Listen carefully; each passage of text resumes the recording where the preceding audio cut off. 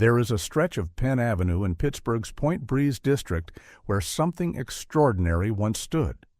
A limestone and sandstone chateau, French in ambition, American in its hunger for validation, built by Henry John Heinz, a man who had everything industrial capitalism could provide except the one thing no fortune can purchase: time with the people who matter. The mansion called Greenlawn consumed millions of dollars in today's currency, housed collections that would make European aristocrats weep with envy, and sheltered a family that could not wait to escape it. By 1924, just 5 years after its creator's death, this architectural monument was being systematically demolished by order of his own children. Not by creditors, not by the state. By blood heirs who saw in their father's greatest personal achievement nothing but a burden they could not afford to carry, financially or emotionally.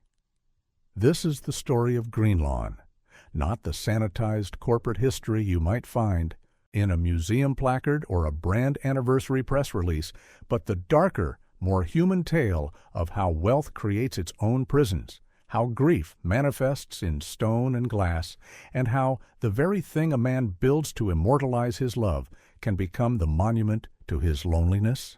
It is a story about the fundamental contradiction at the heart of the American dream: that success, pursued with enough manic intensity, devours the human connections it was meant to protect. If you value investigations into forgotten architectural tragedies, the psychology of industrial titans, and the quiet violence families inflict upon themselves in the name of legacy, please like this video and subscribe. Your support makes these excavations of buried history possible.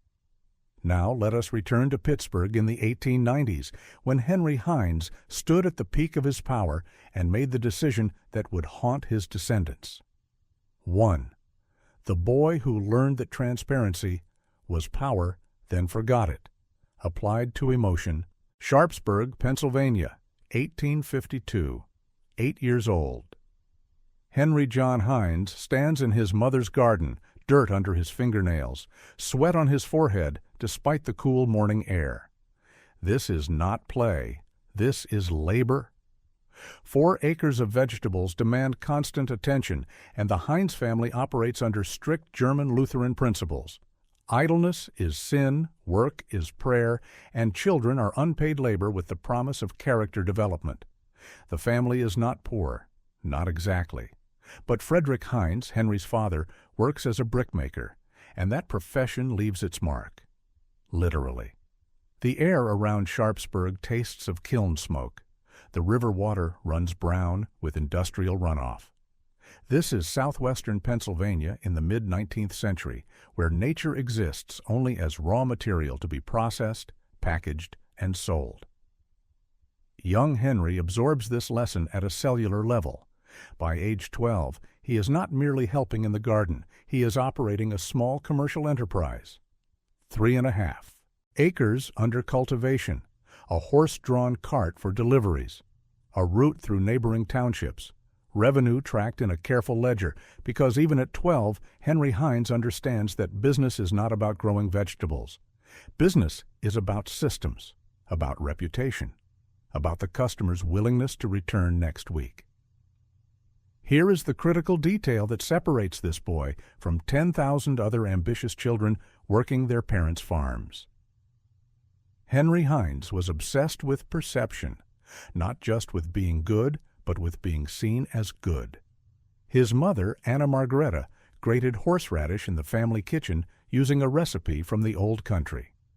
It was sharp, pure, free of the adulterants that dishonest producers added to increase volume and profit. But purity meant nothing if customers could not verify it. So young Henry made a decision that would define his entire business philosophy, and later destroy his family's emotional equilibrium. He sold the horseradish in clear glass, bottles, transparent, expensive, risky. In an era when every other food producer used dark green or brown glass specifically to hide their product's actual quality, Henry Heinz chose exposure. He chose to be seen. This was not altruism. This was calculated brand differentiation. But it worked. By the time he reached his 20s, H.J. Heinz had a reputation. The man whose products you could trust, the man who had nothing to hide. Except, of course, he had everything to hide, because no human being is actually transparent. But Henry Heinz spent so many years building the myth of his own clarity, his own purity, that he seems to have convinced himself it was true. He believed he could engineer perfection in products, in business systems, eventually in his own domestic life. He was wrong, but by the time he discovered his error, he had already built a fortune on the lie. By 1869, at age 25, Henry was ready to formalize his operation. He entered partnership with L.C. Noble, a family friend, and established Heinz, Noble & Company. They sold bottled horseradish, pickles, and other preserved vegetables. The business grew rapidly. Too rapidly. Because in 1873, the American economy collapsed. Banks failed. Credit evaporated. The Panic of 1873 triggered a depression that would last 6 years, and H.J. Heinz, the man of transparency and purity, found himself drowning in debt he could not repay. December 1875. The business declares bankruptcy. Assets are seized, the family home is sold, furniture auctioned. For a man whose entire identity rested on being trustworthy, this was not a financial setback. It was existential annihilation. His name, which he had spent years burnishing to a shine, was now associated with failure. Newspapers reported the collapse. Creditors muttered about fraud. Some even pressed charges, though Heinz was quickly cleared. The legal vindication meant nothing. The shame was permanent. He was 31 years old. He had a wife, Sarah Sloan, young, whom he had married 6 years earlier. They had children, he had no income, no assets, and no legal right to operate a business under his own name. His mother, that stern Lutheran matriarch, watched her son collapse under the weight of public disgrace. But she did not offer comfort. She offered a challenge. You will repay every cent, not because the law requires it, because honor requires it. So Henry Heinz compiled what he called his Book of Moral Debts. Every creditor, every dollar owed. Legally, he could walk away.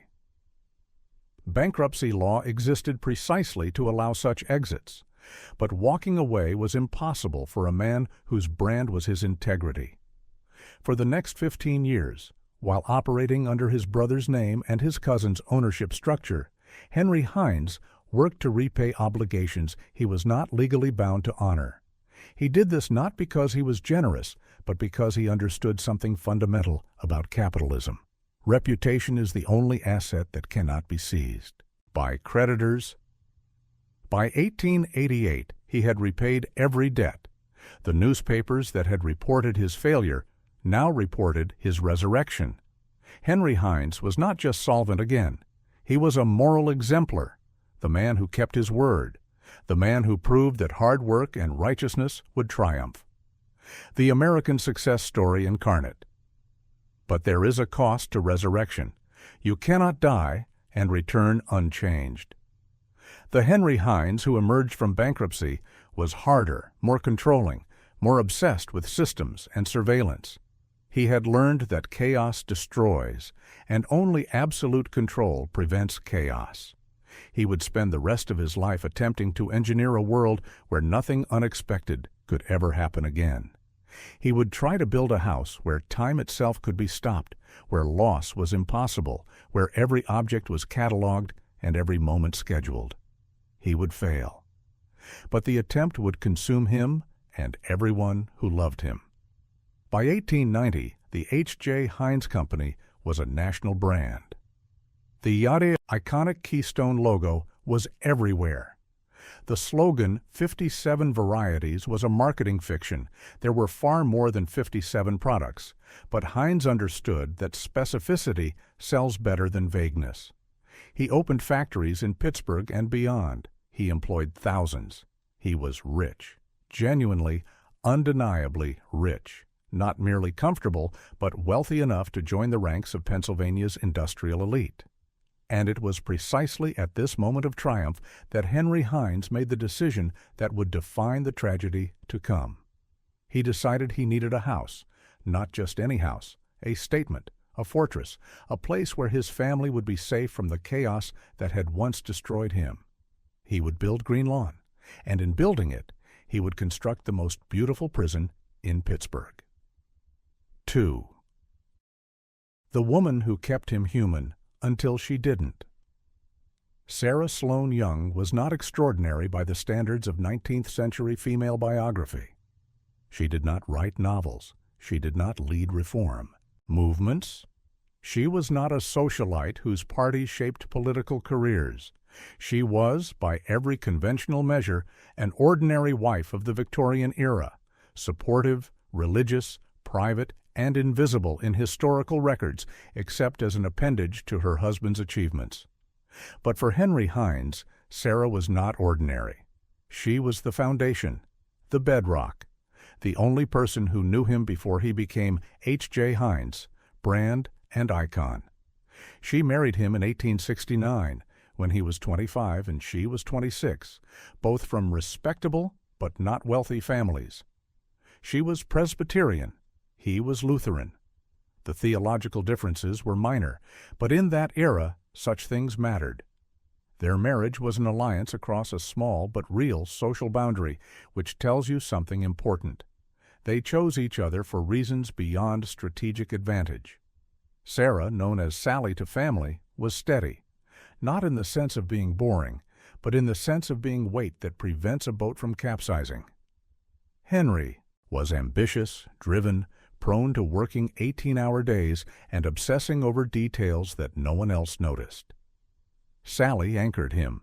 She managed the household. She raised their children, Clarence, who died young, Irene, Howard, and Clifford. She attended church. She maintained the social calendar. She performed the invisible labor that allows ambitious men to pretend they are self-made. When the bankruptcy came in 1875, Sally did not leave. She could have.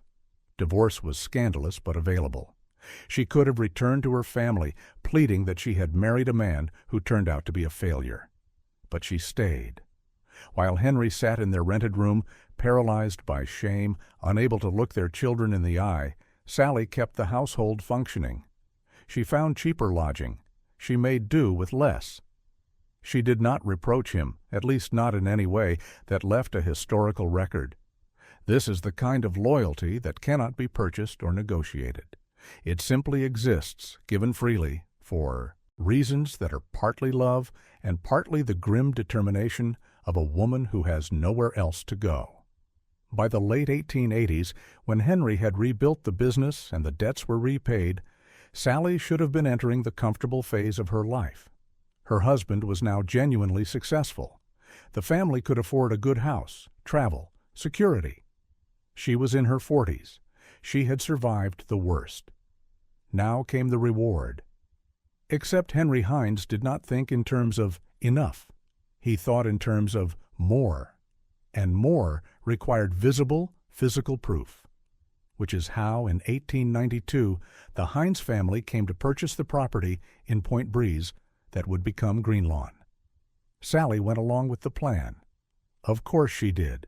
What choice did a Victorian wife have? But there are hints in what little correspondence survives that she was not enthusiastic about the scale of Henry's vision. She wanted a home. He wanted a monument. She wanted a garden where she could grow flowers.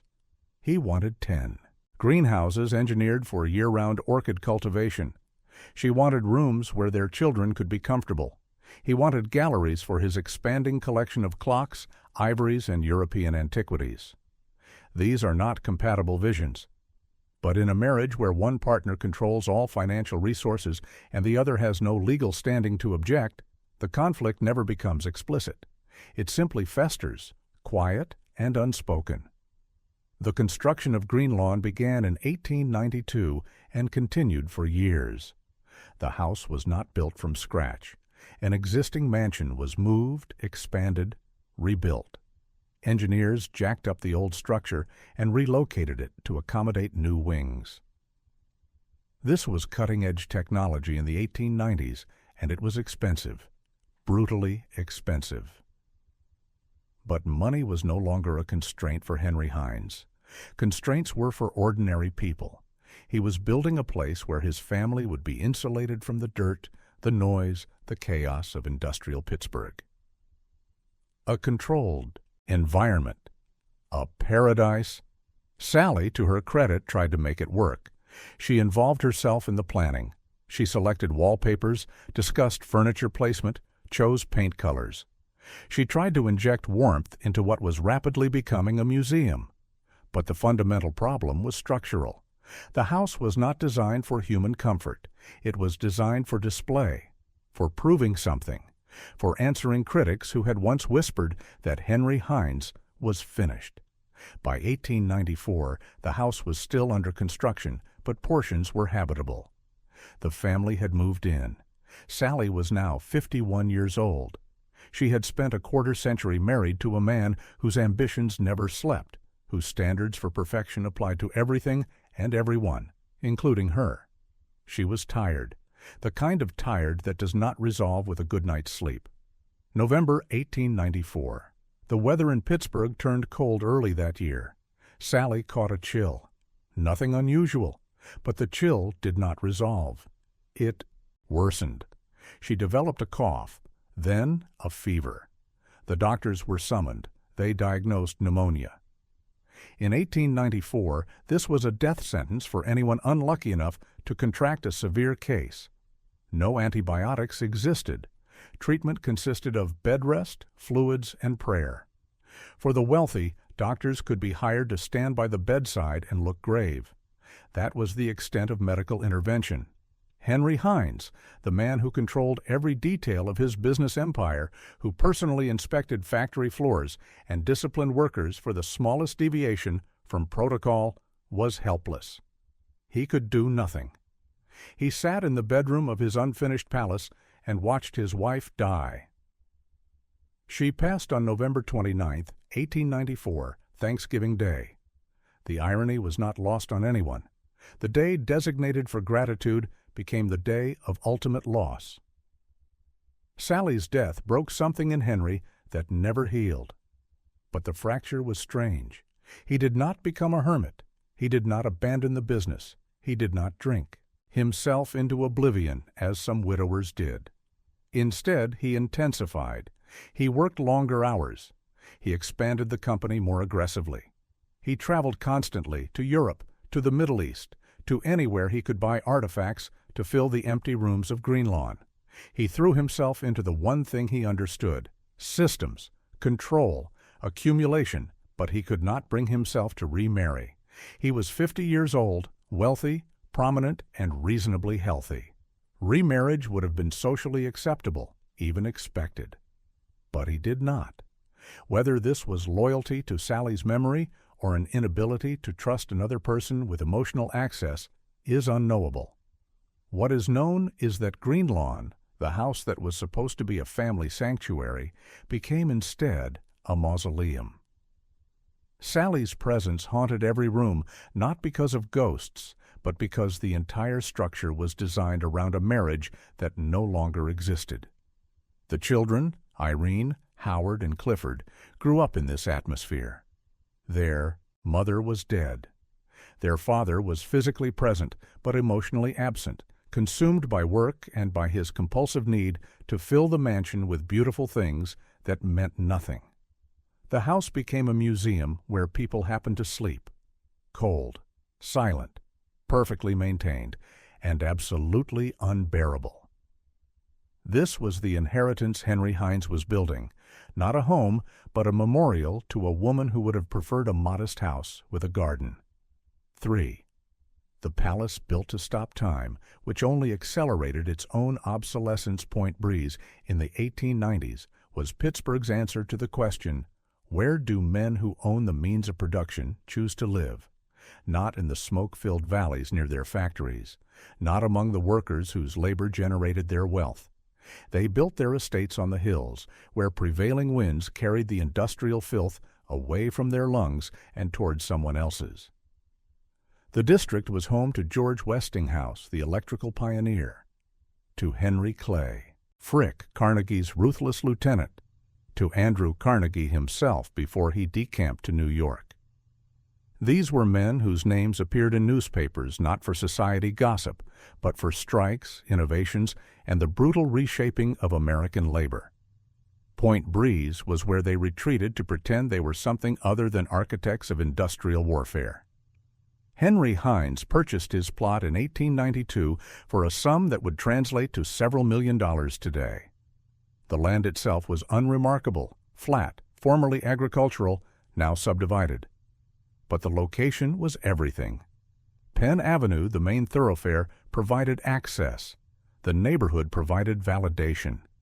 This was where serious men lived, and Henry Heinz, having clawed his way back from bankruptcy, needed to prove he belonged among them. The architectural plan for Greenlawn was eclectic, which is a polite way of saying it was a chaotic mix of whatever Henry found impressive during his travels. The base structure was French chateau style, limestone and sandstone, steeply pitched roofs, turrets that served no defensive purpose but signaled wealth. Tudor elements were grafted on, exposed timber framing, leaded glass windows. The result was visually busy, more theme park than coherent design philosophy, but it achieved its goal. You could not look at Greenlawn and think its owner was a man of modest means. Construction took years. The main house eventually encompassed more than 30 rooms spread across 3 floors, not including the basement, which housed the engineering marvel Henry was most proud of, a private power plant. This was cutting-edge technology. Most Pittsburgh homes still relied on gas lighting. Electricity was expensive, unreliable, and required constant maintenance. But Heinz wanted electric lights in every room. He wanted to see clearly. No shadows, no dark corners. The symbolism was probably unintentional, but perfect. The man whose business was built on transparency wanted his home to be equally illuminated. He did not want to hide anything, except, of course, his emotional state. The interior of Greenlawn was where Henry's obsessions became fully visible. Every room was a stage set for a different fantasy of European aristocracy.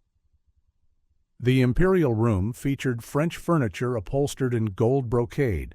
Silk damask covered the walls. The ceilings were hand-painted with scenes that were vaguely classical, vaguely Italian, and entirely purchased. This was not a room where anyone actually lived. It was a room where Henry could bring business associates and let them understand, without speaking, that he was no longer the bankrupt vegetable peddler. He was a man of culture, of taste, of resources. The library held rare books, many of which Henry never read. They were there for their bindings, their age, their ability to fill shelves in a way that suggested intellectual seriousness. The music room contained a pipe organ. On Sundays, the Heinz family would gather for hymns. Henry was deeply religious in that specific Lutheran way that conflates material success with divine favor. If God had allowed him to rebuild his fortune, it was because God approved of his character. The organ music was not just worship, it was confirmation. But the true soul of Greenlawn, if a building can be said to have a soul, was the collection. Henry Heinz was a compulsive collector, not in the casual way that people accumulate souvenirs. He collected with the systematic intensity he applied to business. He categorized, he cataloged, he hired curators. By the time of his death, Greenlawn contained thousands of objects, carved ivory pieces from Asia, jade from China, antique weapons from the Middle East, tapestries from Europe, and hundreds upon hundreds of clocks.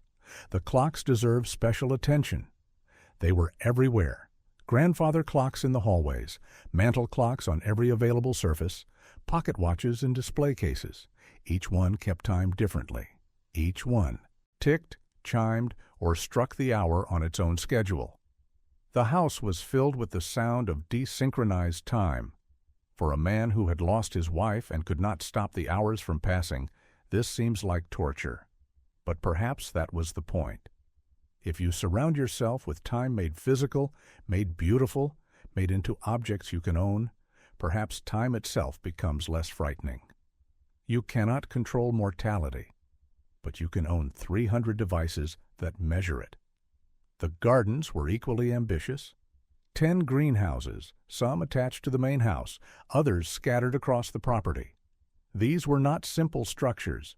They had heating systems, ventilation, irrigation. Exotic orchids bloomed year-round.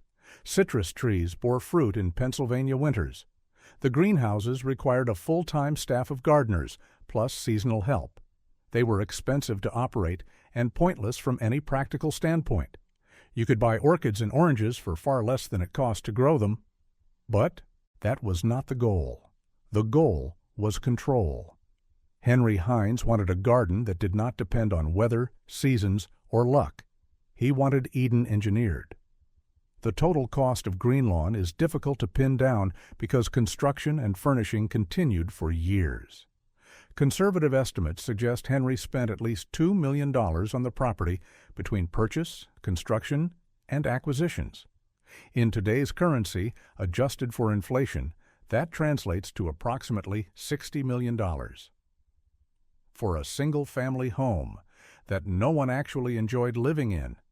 Because here is the unspoken truth. Greenlawn was not comfortable. It was impressive, yes.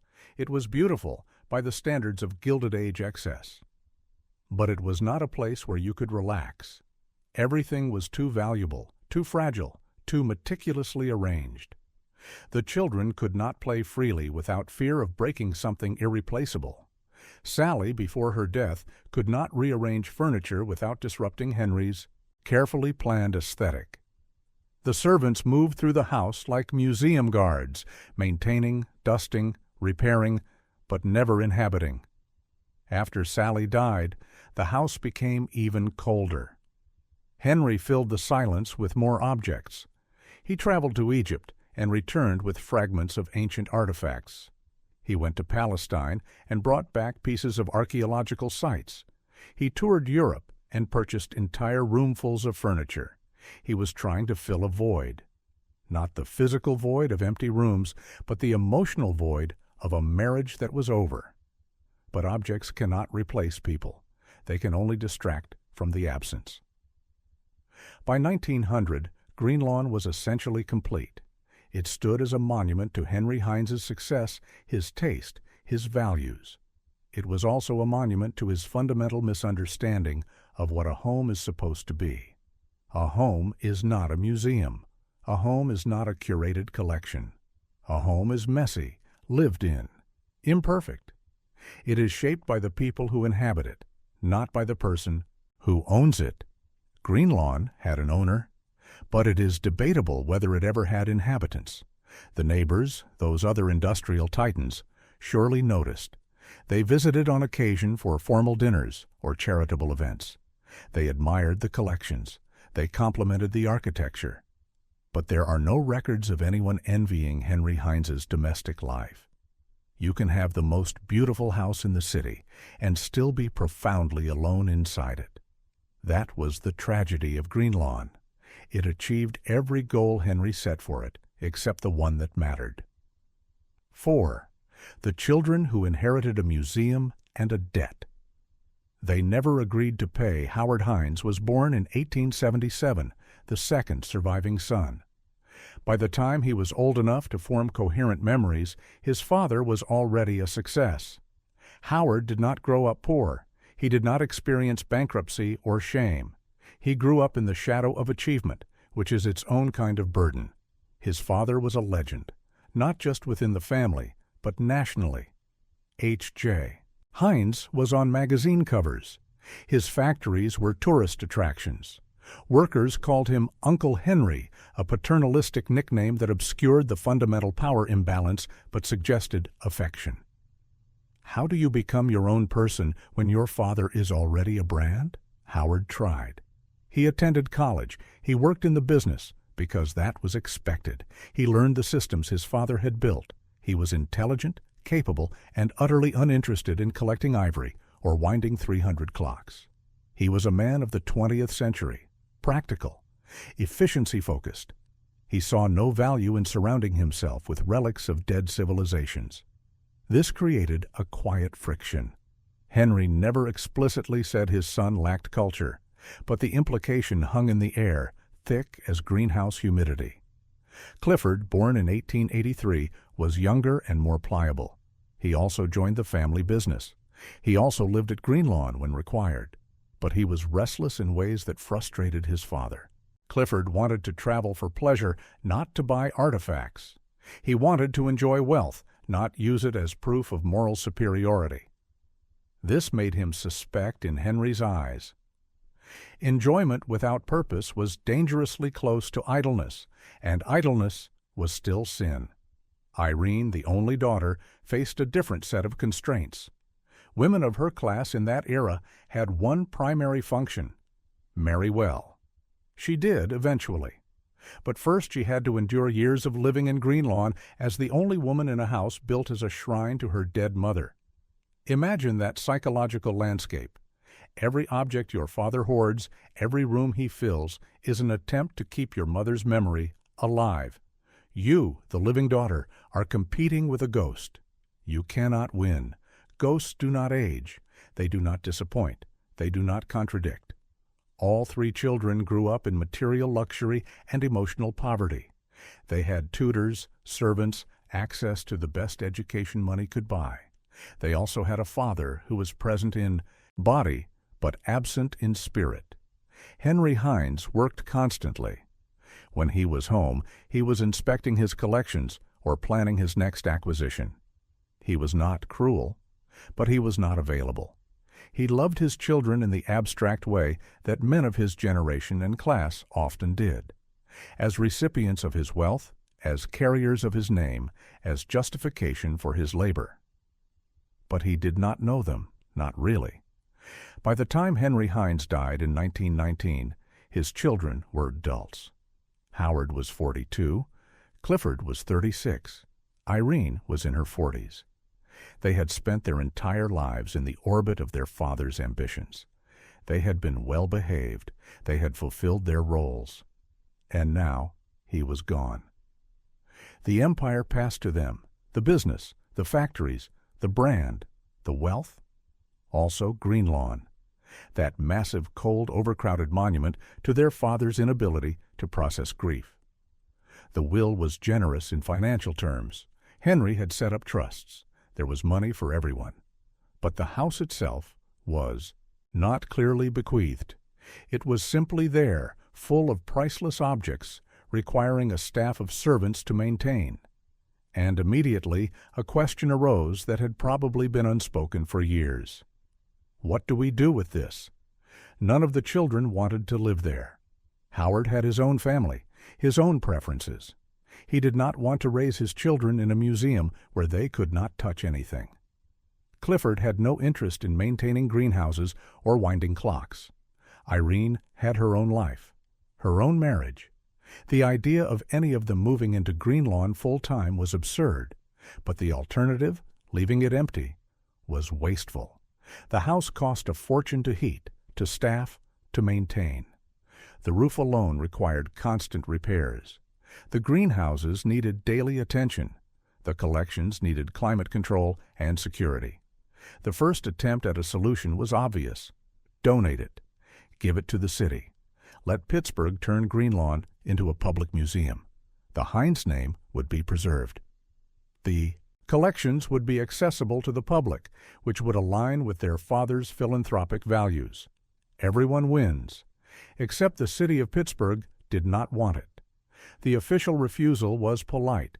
The city appreciated the generous offer, but the costs of maintaining the estate were prohibitive. The building was old, inefficient, too far from the city center to attract visitors. The budget for heating alone would consume resources better spent elsewhere. The city declined. So the family tried charities. Surely some organization would want a ready-made facility. But again, the answer was no. The same problem: operating costs. Greenlawn was not a gift. It was a liability. Taking ownership meant accepting a financial burden that would persist indefinitely. By 1923, Greenlawn had been sitting mostly empty for several years. Minimal staff kept it from falling into total disrepair. But the house was dying by inches. Dust accumulated on the ivory carvings. The silk wallpapers began to fade. The greenhouses, without proper care, grew cold. Plants died. The gardens overgrew. The estate that Henry Heinz had built as an eternal sanctuary was revealing itself to be exactly what it always was, a temporary structure dependent on constant inputs of money and labor, and absent those inputs, it would decay like everything else. The children faced a choice. They could continue pouring money into maintaining an empty museum that no one wanted, or they could let it go, not just emotionally, but physically. They could admit that their father's dream was not their obligation. They could choose the future over the past. The decision was not easy. This was still their childhood home, their mother's grave in symbolic form. But it was also a prison, a weight, a reminder that their entire lives had been shaped by someone else's ambitions. And so, in 1924, Howard, Clifford, and Irene made the decision that would horrify their father if he had been alive to witness it. They authorized the sale of the property to developers. The condition was clear: the land would be subdivided and the main house would be demolished. Greenlawn would cease to exist. This was not vandalism. It was not disrespect. It was survival. The children understood something their father never did. Buildings are not people. Objects are not love. Preserving a house does not preserve a memory. What mattered was not the stone and glass. What mattered was moving forward, unburdened by the past's literal weight. But the emotional cost was real. In authorizing the demolition, the children were, in a sense, killing their father a second time. They were saying, "What you valued most, we value not at all. What you thought would last forever, we will erase in weeks." This was the final silent argument between generations, and the children won because they outlived him. 5. The demolition as exorcism and what survived the purge. Spring 1924. The demolition crews arrived at Greenlawn with sledgehammers, crowbars, and no sense of the symbolism they were enacting. To them, this was a job. Old building comes down, materials get salvaged where valuable, discarded where not. Repeat until the land is clear. But to anyone watching from Penn Avenue, this was something else. This was the erasure of an era. The Gilded Age, that period of unrestrained accumulation and architectural bombast, was being physically dismantled, not by economic collapse, but by choice. By heirs who looked at what their parents built and said, "This does not serve us." The process was methodical. The limestone facade was broken into chunks. Usable stone was sorted, cleaned, sold to builders for other projects. The stained glass windows brought from Europe at great expense were carefully removed. Some were purchased by churches, others went to private collectors. The carved oak paneling was pried from the walls, piece by piece. Some of it ended up in other Point Breeze homes, repurposed as decorative elements in libraries or dining rooms. Fragments of Greenlawn scattered across Pittsburgh, absorbed into buildings whose owners had no idea of their origin. The greenhouses were dismantled. The glass was too old, too fragile to be worth salvaging. It was smashed. Decades of careful horticulture erased in days. The exotic plants, those orchids and citrus trees that had bloomed in defiance of Pennsylvania winters, were left to die or given away to anyone who wanted them. The sophisticated heating systems, the irrigation networks, all of it junked. The collections, the thousands of objects Henry Heinz had accumulated, were not destroyed. The family was not that brutal. But they were dispersed. The vast majority went to the Carnegie Museum in Pittsburgh, donated as a single massive gift. This was strategic.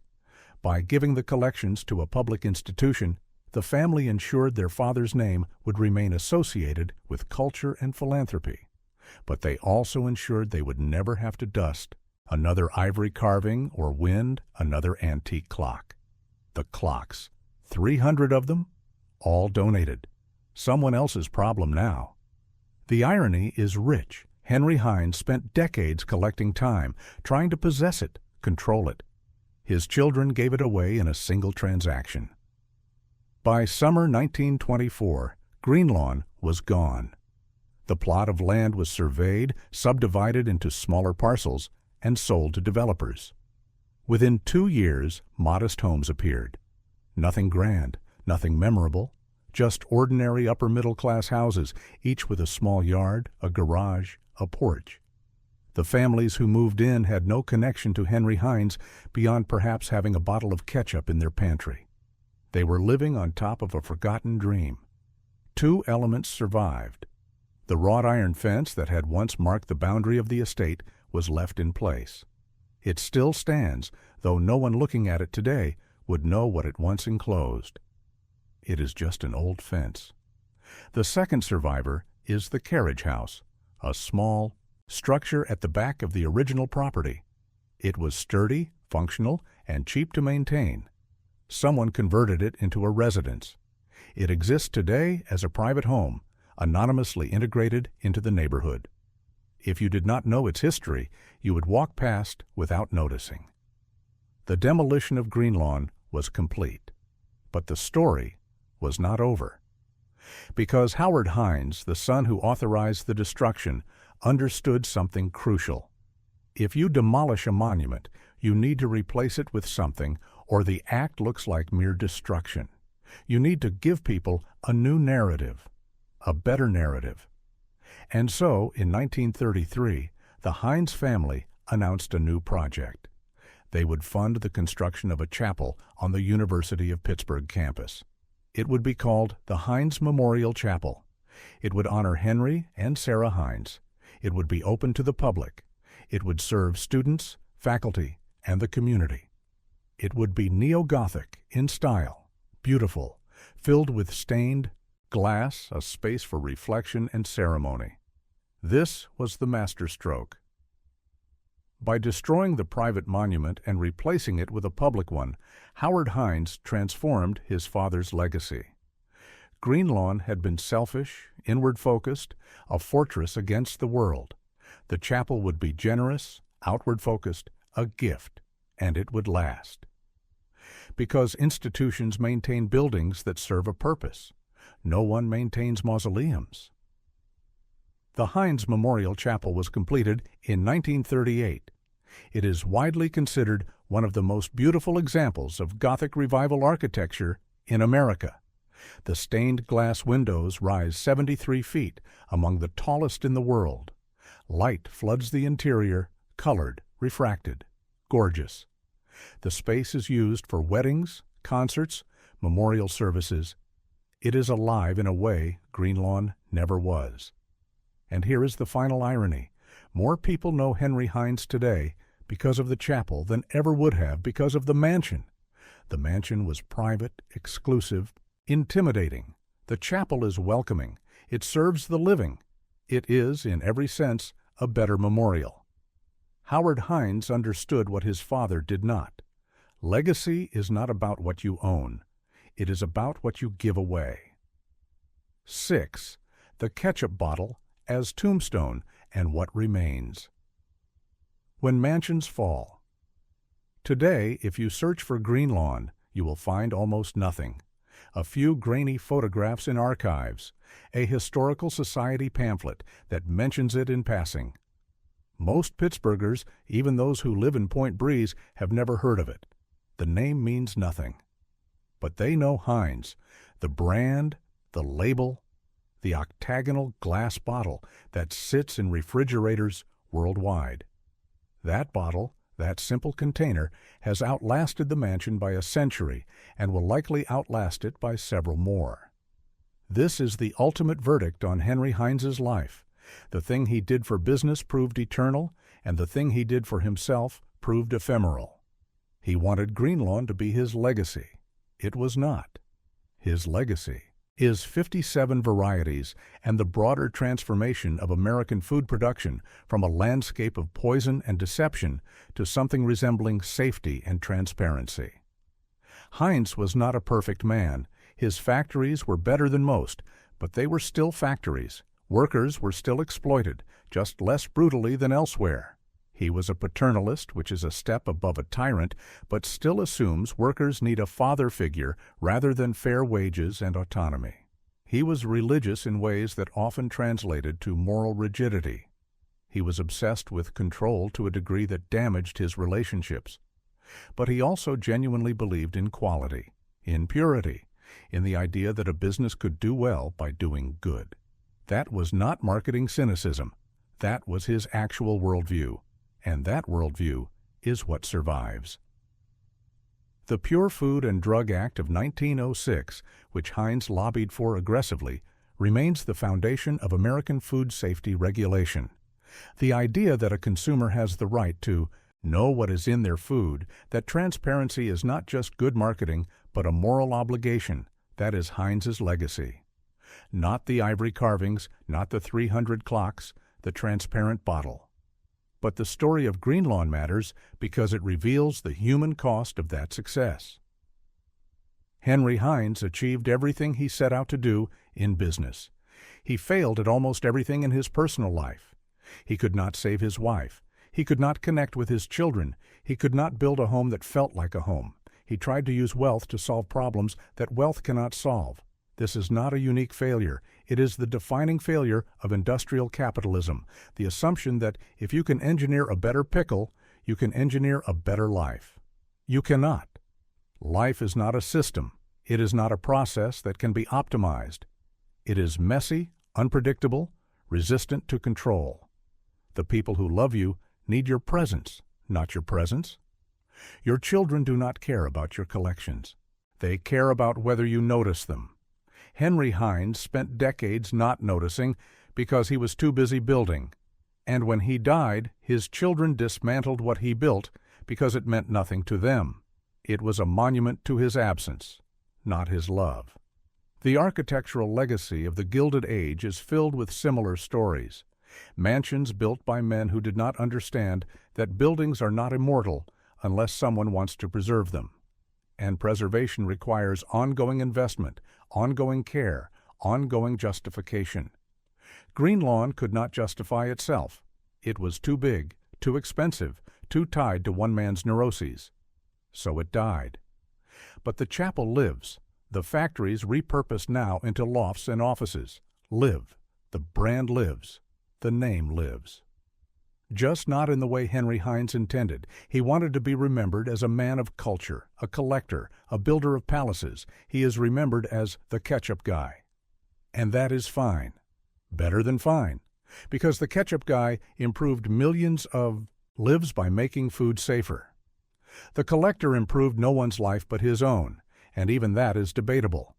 If you visit Point Breeze today, walk down Penn Avenue, look for the old fence, look for the carriage house. Stand where Greenlawn once stood and try to imagine 30 rooms filled with silent clocks. Then walk away. Go to the Heinz Memorial Chapel. Sit in the pews. Look up at the stained glass. Feel the light. That is where Henry Heinz actually is.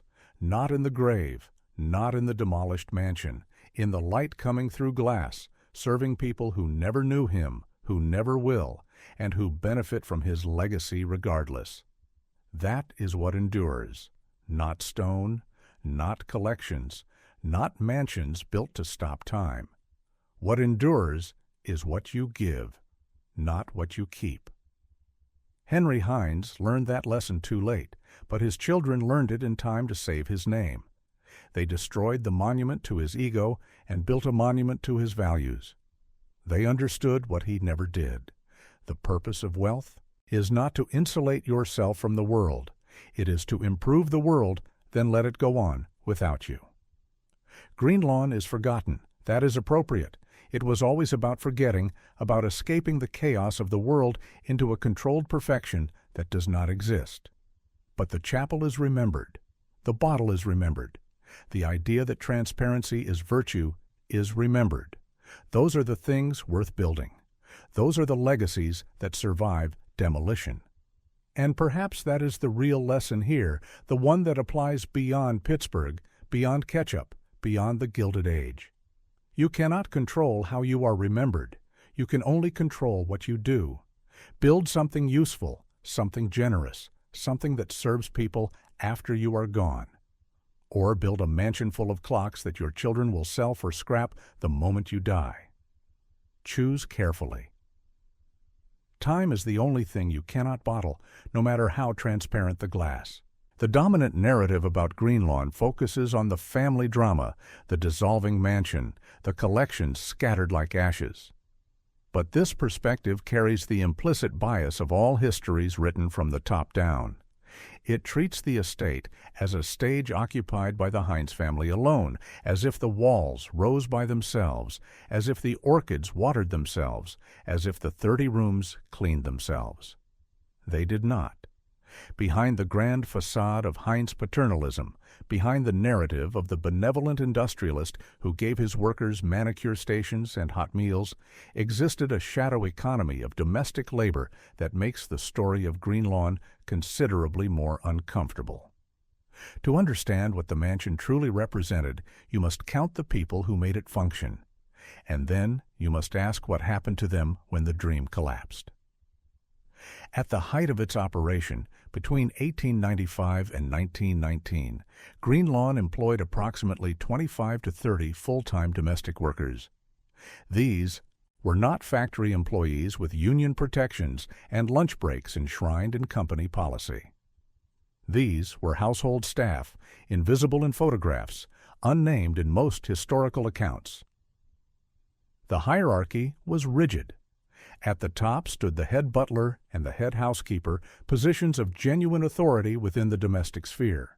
Beneath them, under-butlers, footmen, chambermaids, kitchen maids, scullery maids, laundresses, and the outdoor staff, gardeners, greenhouse managers, stable hands, drivers. The wages varied dramatically. A head butler in a Pittsburgh mansion of this scale, around 1910, earned perhaps $60 to $80 per month, roughly $1,800 to $2,400 annually. This was decent money for the era, equivalent to approximately $55,000 today. But consider the terms. These positions required living on the property 6 days a week, sometimes 7 during special events. Your life belonged to the household. Privacy was a luxury allocated by your employer's mood. For the lower tiers, the numbers were brutal.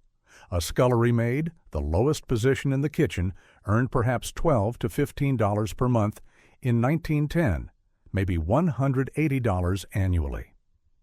Adjust for inflation, approximately $5,500 per year in modern terms. For this, you scrubbed pots in scalding water until your hands cracked and bled. You woke before dawn to stoke furnaces. You ate the family's leftovers in a basement servants' hall that smelled of cabbage and lye soap. The racial and ethnic composition of this workforce reflected Pittsburgh's immigrant stratification. The prestigious positions, butler and housekeeper, typically went to native-born Americans or Northern Europeans, Germans, and English. The invisible labor, the scrubbing and hauling, was performed by recent arrivals, Irish, Polish, Italian women whose English was broken, whose options were factories or domestic service.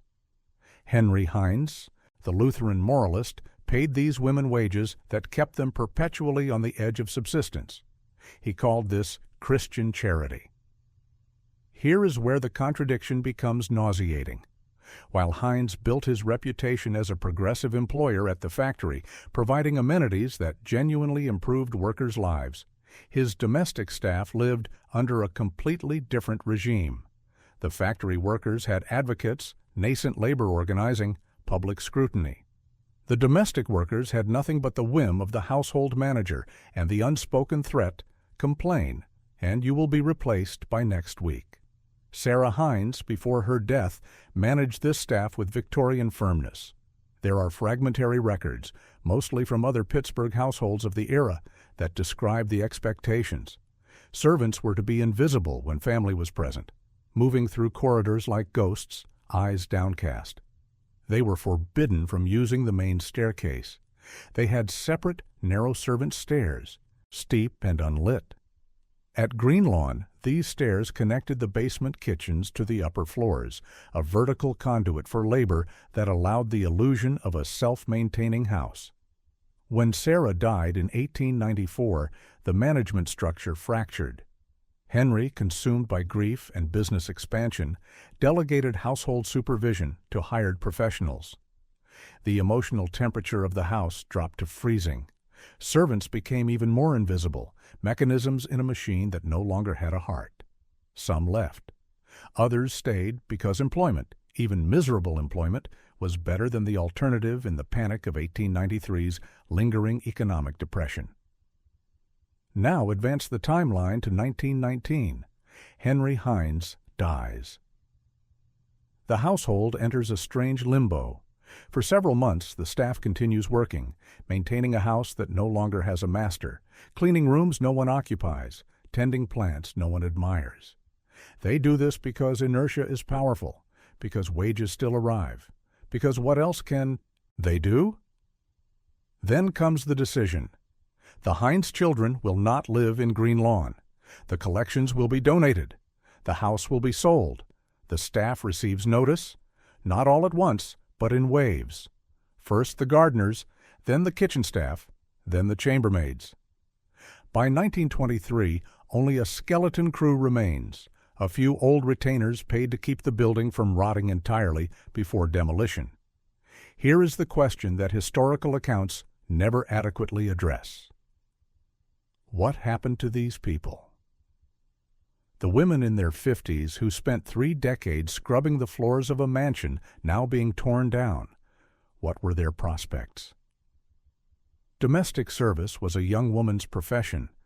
By the time you reached middle age, your knees gave out, your back bent, your hands became arthritic. The market for aging domestic workers was non-existent. Some found work in the homes of other Pittsburgh industrialists, carrying their skills to new households. Others disappeared into the statistical void, untraceable in records that never cared to track them. There is no evidence that the Heinz family provided severance beyond standard final wages. There was no pension system for household staff. The factory workers, by this time, had some protections, company benefits, that Heinz pioneered. The domestic workers had nothing. They were expelled from the only world many had known for decades, cast out when that world became inconvenient to maintain. This is the human cost of architectural ambition. When we romanticize Greenlawn as a tragic monument to loneliness, we erase the labor that made that loneliness possible. Henry Heinz could afford to be lonely in splendor because 25 people worked invisibly to maintain the splendor. His grief, real and profound, was cushioned by servants who absorbed the household chaos so he could retreat into his collections. The demolition of Greenlawn in 1924 was traumatic for the Heinz heirs, a symbolic patricide. But for the workers, it was an economic catastrophe. They were not interviewed by newspapers. They left no diaries. They are shadows in this story, mentioned only in household ledgers as line items.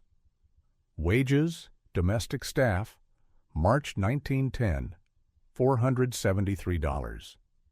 Compare this to the fate of the factory. The Heinz plant on the north side underwent constant evolution, expansions, modernizations, but it never closed.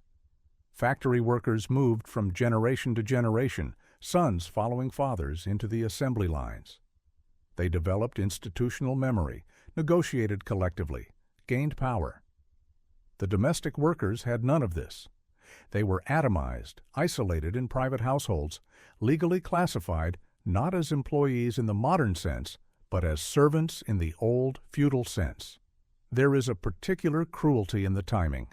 The 1920s saw the beginning of the end for large domestic staffs in America. The rise of labor-saving household technology, vacuum cleaners, electric stoves, washing machines, combined with the cultural shift after World War I, made the Victorian model of household management obsolete.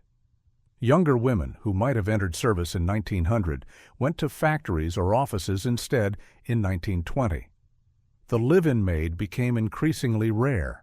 The Greenlawn staff found themselves not just unemployed, but occupationally extinct. This dimension of the story exposes the fundamental hypocrisy in the Heinz legacy. Henry John Heinz was not a villain. He genuinely believed in his Christian mission to improve workers' lives.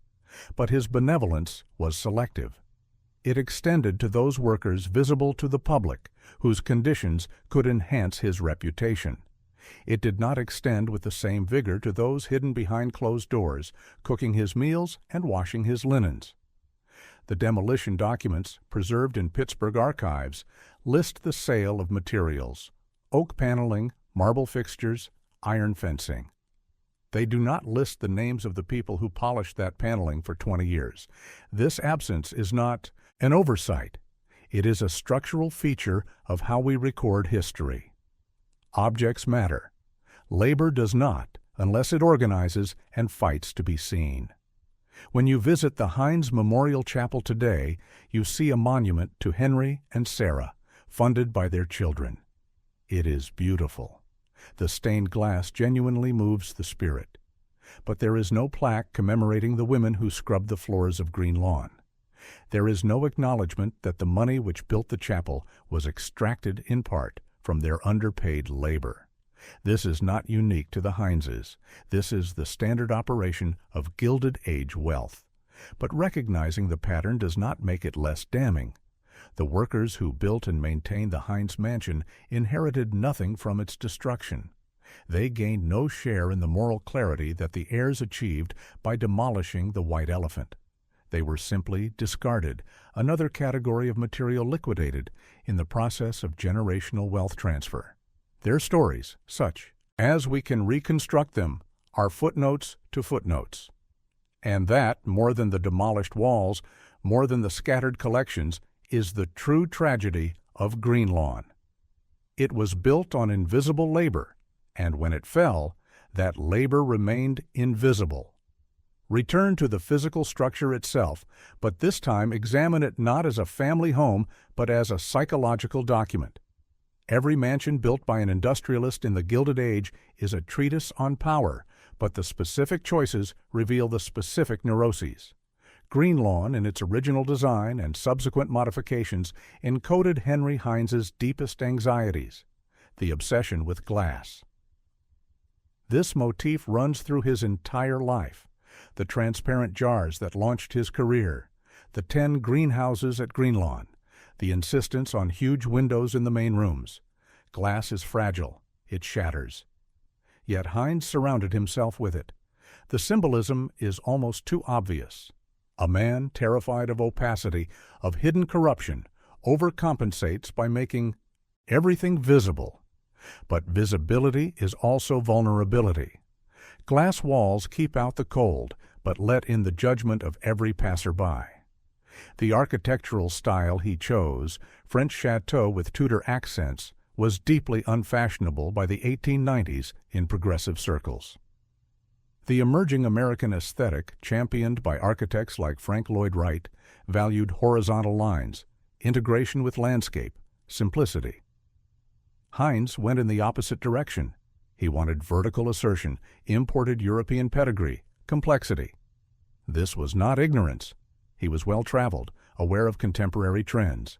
It was a deliberate choice to build backward in time, to construct a 16th century fantasy in a 19th century industrial city.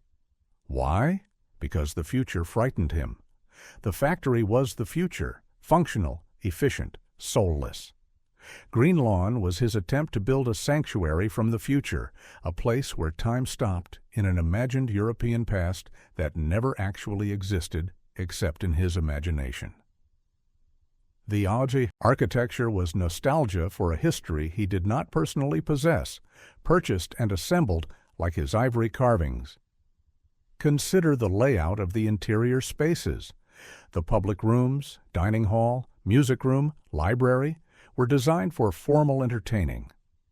But the historical record shows that the Heinzes rarely entertained on a grand scale. Sarah was too private, Henry too busy. So these rooms sat mostly empty, stages without performances. The family actually lived in a much smaller section of the house, the bedrooms and a private sitting room. The rest was theater. This is a common pattern among industrialists, but it reveals something pathological. You build a palace designed to impress hundreds of guests, then you use it to house 5 people who mostly want to be left alone. The mismatch between form and function creates a psychological dissonance. The house demands to be filled with life, with parties and laughter and children running through corridors. When it is not filled, when it echoes with emptiness, the architecture becomes accusing. You have failed the house.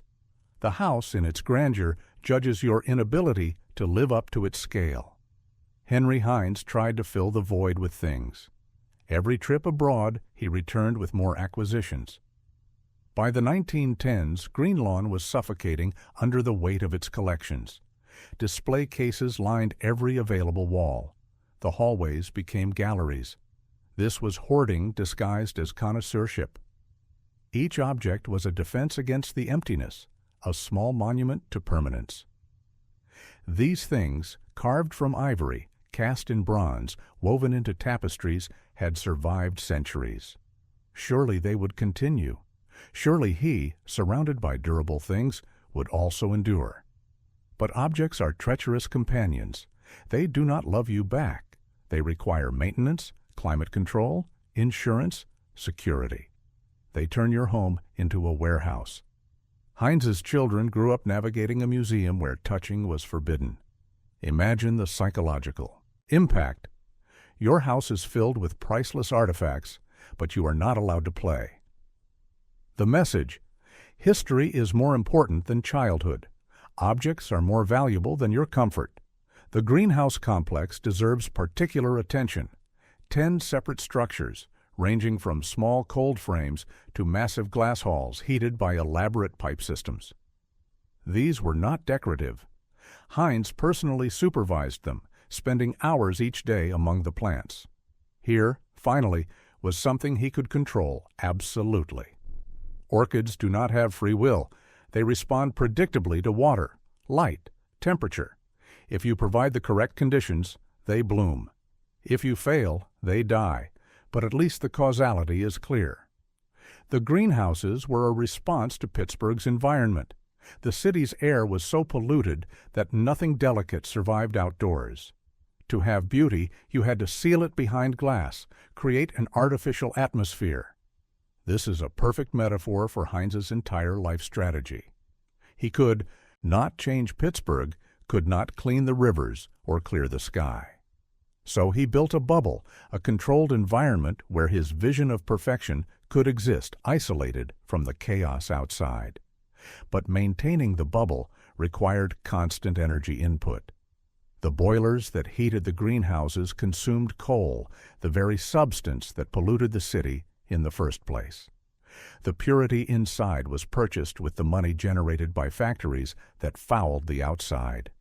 This circularity, this dependence of the clean on the dirty, the beautiful on the exploitative, is the central contradiction not just of Greenlawn, but of industrial capitalism itself. When the house was demolished, the greenhouses went first. They were the most expensive to maintain and the most fragile. Within weeks of the decision, the heating systems were shut down. The tropical plants froze during the first cold snap.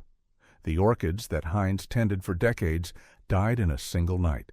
The glass panes, no longer valuable once, separated from their framework, were smashed and hauled away. 2 decades of careful cultivation wiped out in a season. The speed of this collapse reveals the essential truth. Complexity is fragile. Simple structures endure. The factory, a brick rectangle with minimal ornamentation, still stands. The mansion, with its turrets and stained glass and intricate roofline, lasted barely 30 years before becoming untenable. Heinz built for permanence, but used methods that guaranteed obsolescence. This is not a failure unique to him. Look across America at the ruins of Gilded Age estates. Most are gone. Those that survive do so as museums, subsidized by foundations, open to the public precisely because no private family can afford their upkeep. The model was broken from the start. European castles endured because they were built in feudal economies where vast peasant populations provided free or cheap labor indefinitely. American mansions were built in a capitalist economy where labor had alternatives, where servants could quit, where the cost of maintenance escalated every year. Heinz wanted permanence, but built impermanence.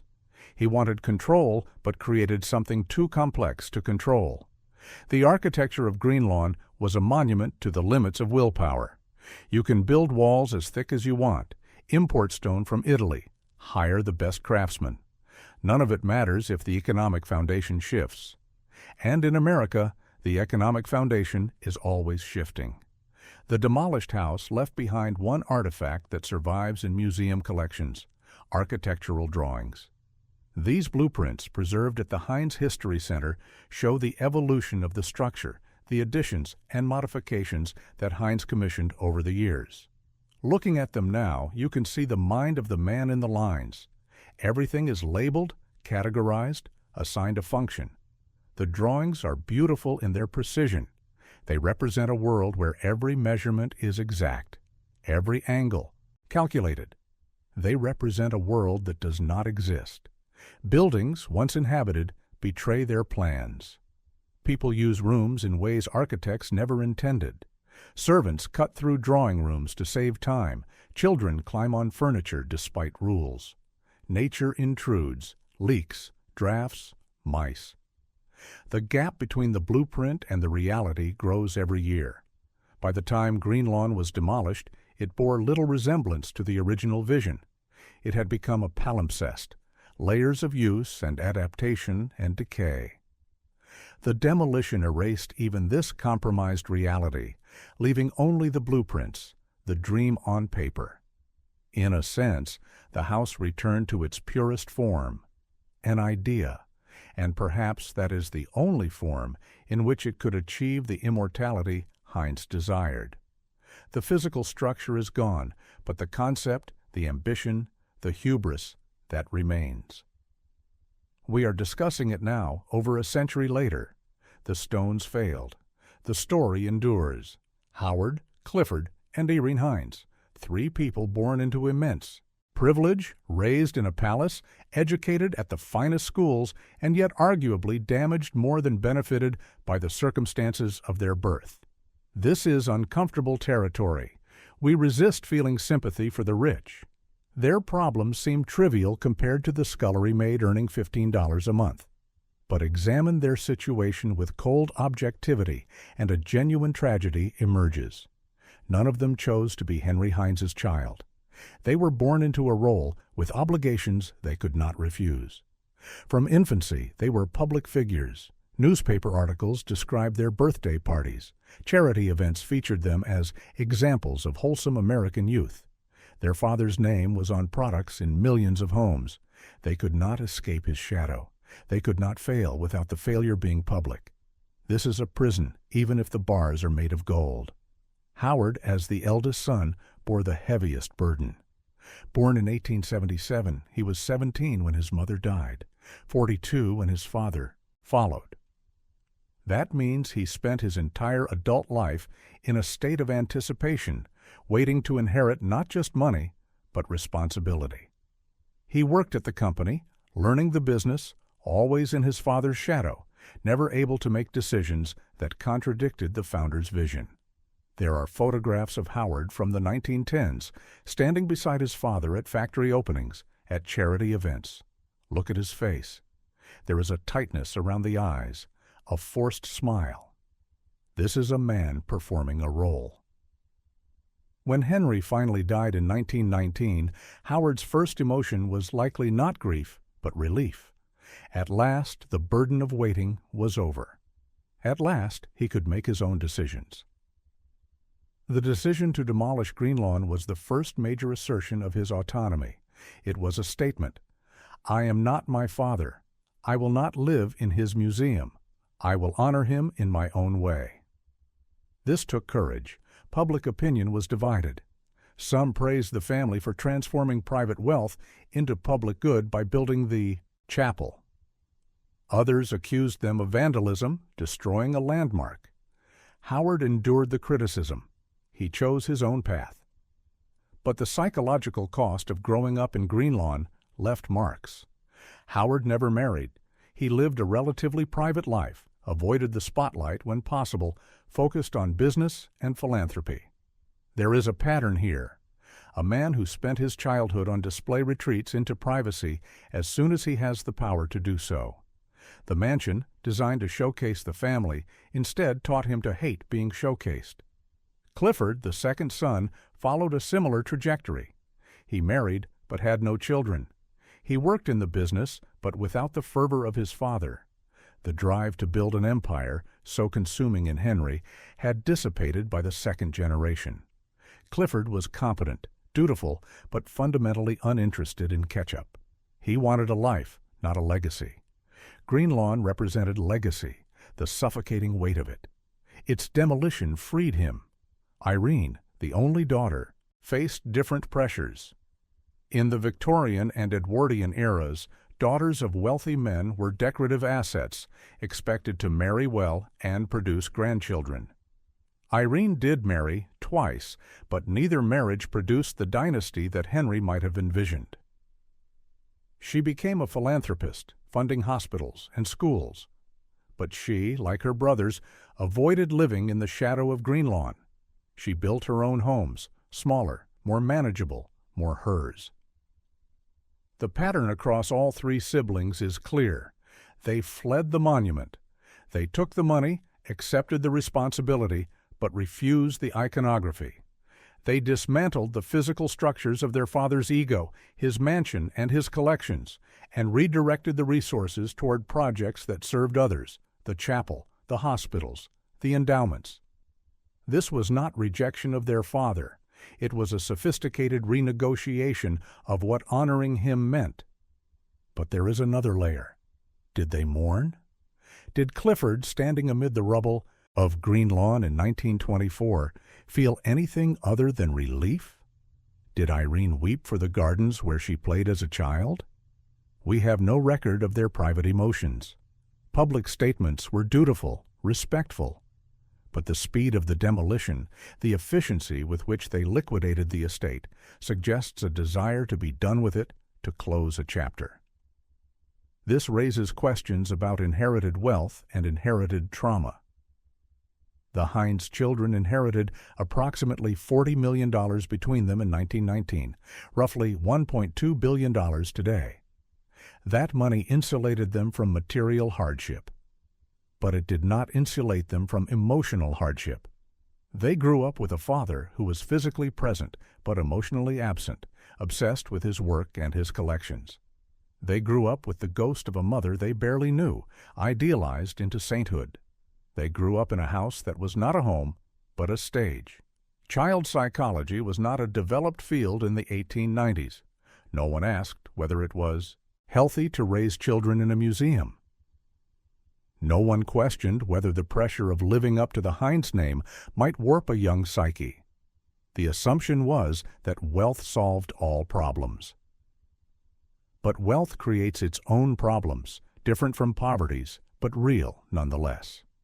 There is evidence, fragmentary and indirect, that the siblings were not close to each other in adulthood. They cooperated on business matters, jointly managed the estate, but they did not vacation together or live near one another. This is common in families where the parents are emotionally unavailable.